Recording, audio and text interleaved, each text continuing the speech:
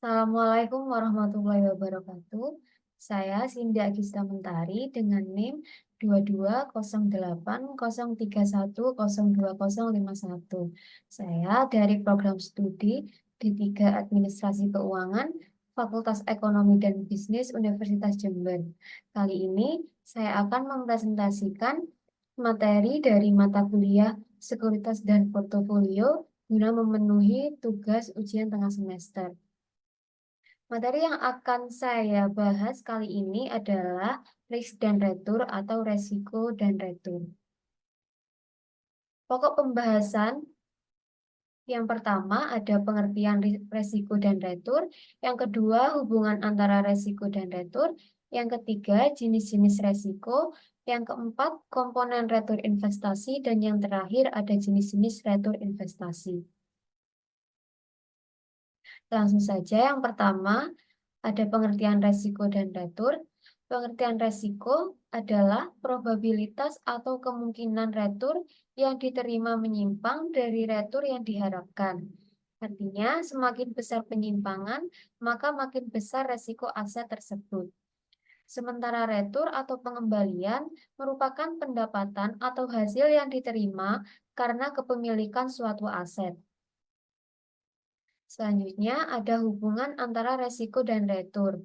Umumnya, seorang investor dikatakan lebih menyukai retur dan cenderung tidak menyukai resiko. Hal ini menimbulkan trade-off antara resiko dan retur, sehingga untuk menarik investor supaya bersedia menerima resiko yang lebih besar, maka retur yang ditawarkan juga harus lebih tinggi. Namun, dengan demikian, tiap individu dapat memiliki preferensi terhadap resiko yang berbeda. Di sini ada preferensi resiko yang dikaitkan dengan retur. Yang pertama ada resiko averse, yaitu perilaku seseorang yang cenderung mensyaratkan kenaikan retur sebagai kompensasi kenaikan resiko. Yang kedua ada resiko netral, yaitu perilaku seseorang yang cenderung memilih investasi dengan retur lebih tinggi namun mengabaikan resikonya. Dan yang ketiga ada resiko taking, yaitu perilaku resiko yang cenderung berani memilih investasi dengan resiko tinggi meskipun retur yang diharapkan rendah. Selanjutnya ada jenis-jenis resiko. Yang pertama, resiko diversifiable atau resiko tidak sistematis, dan yang kedua resiko non-diversifiable atau resiko sistematis. Yang pertama, resiko diversifiable atau resiko tidak sistematis merupakan resiko yang terkait dengan fenomena atau faktor spesifik bagi suatu perusahaan atau aset tertentu. Contohnya, kebijakan perusahaan, perubahan dalam industri tertentu, dan pemogokan karyawan. Resiko diversifiable dapat diversifikasi dengan menggabungkan sejumlah besar aset ke dalam portofolio. Dengan memiliki berbagai jenis aset investasi, maka dampak resiko spesifik pada satu aset dapat berkurang. Yang kedua, ada resiko non-diversifiable atau resiko sistematis. Resiko sistematis ialah resiko yang melibatkan seluruh pasar atau sektor yang ada terjadi akibat faktor-faktor ekonomi seperti perubahan suku bunga, inflasi, atau resesi. Fenomena-fenomena tersebut dapat mempengaruhi semua perusahaan atau aset. Resiko non-diversifiable tidak dapat dihilangkan atau dihindari sepenuhnya melalui diversifikasi aset karena bersifat sistematis. Selanjutnya ada komponen retur investasi. Yang pertama, ada yield atau imbal hasil, mengacu pada pendapatan yang dihasilkan dari produk investasi selama periode tertentu.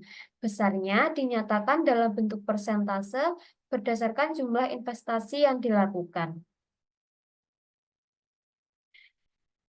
Yield terdiri dari dua bentuk, yaitu bunga dan dividen. Yang pertama, bunga. Investasi seperti rekening tabungan dan obligasi memberikan imbal hasil berupa bunga kepada investor. Pemberian bunga biasanya telah diatur sejak awal sehingga investor dapat mengetahui besaran yang akan diterima. Yang kedua, ada dividen.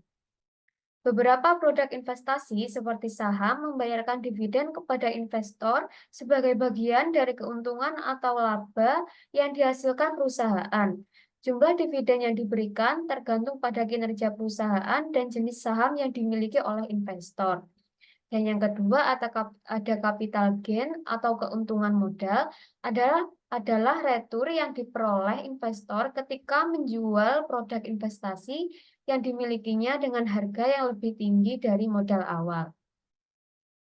Selanjutnya ada jenis-jenis retur investasi. Yang pertama ada retur ekspektasi. Retur ekspektasi adalah imbal balik yang diharapkan akan diraih investor di waktu yang akan datang. Jadi, retur ekspektasi belum diterima hasilnya oleh investor. Atau dengan kata lain, tingkat pengembalian yang akan didapatkan berdasarkan prospek perusahaan terkait di masa yang akan datang.